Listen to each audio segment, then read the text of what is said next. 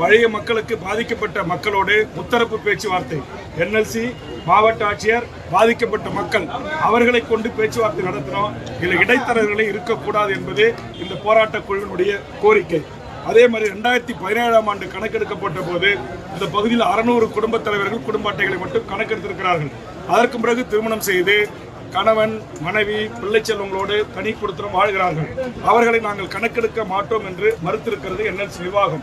அதற்கு நம்முடைய மாவட்ட ஆட்சித்தலைவரும் வருவாய்த்துறையும் துணை போகக்கூடாது என்று இந்த போராட்டத்தில் கேட்டுக்கொள்கிறது. அதே போன்று குடும்ப உறுப்பினர்கள் பாகப்பிரிவினை செய்து கொள்வதற்கோ கல்யாணம் காதுகுத்தி சாவு வாழ்வுக்கு தங்களுடைய நிலங்களை விற்கவோ வாங்கவோ முடியாத வண்ணம் இன்றைக்கு உள்ளூர் வடலூர் உள்ளிட்ட இதற்கு சம்பந்தப்பட்ட சப் ரிஜிஸ்ட்ரார் ஆபீசர்களிலே தடை விதித்திருக்கிறது.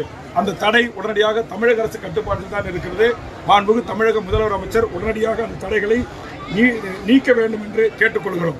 அதேமாதிரி ஏற்கனவே கையகப்படுத்தினவங்களுக்கு ஏக்கருக்கு ₹1 கோடி தரேன்னு அறிவிச்சாங்க. அந்த அறிவிப்பு இதுவரைக்கும் நிறைவேற்றப்படவில்லை. அதே மாதிரி இங்க இருக்கிற குடிநீர் பைப்பை கட் பண்றது, தொட்டியை இடிக்கிறது, சாலைகளை ராட்சச இயந்திரங்களை வச்சு நோண்டி போடுறது, இது இந்த பகுதி முழுக்க என்எல்சி நிலையெடுக்கிற எல்லா கிராமங்களிலும் நடக்குது. இதை உடனடியாக மாவட்ட ஆட்சி நிர்வாகம் தடுத்து நிறுத்த வேண்டும்.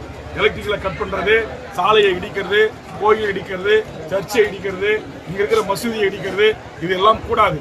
ஏற்கனவே தலைமைச் செயலாளர் சட்டமன்றத்தில் பேசினுடைய அடிப்படையிலே தலைமைச் செயலாளர் முத்தரப்பு பேச்சுவார்த்தை நடத்தி ஏற்கனவே எடுத்த நிலங்களுக்கு உரிய இழப்பீடும் அவர்கள் குடும்பத்திற்கு ஒருவருக்கு நிரந்தர வேலையும் தருவதற்கான நடவடிக்கை எடுப்போம் என்று அறிவித்தார்கள்.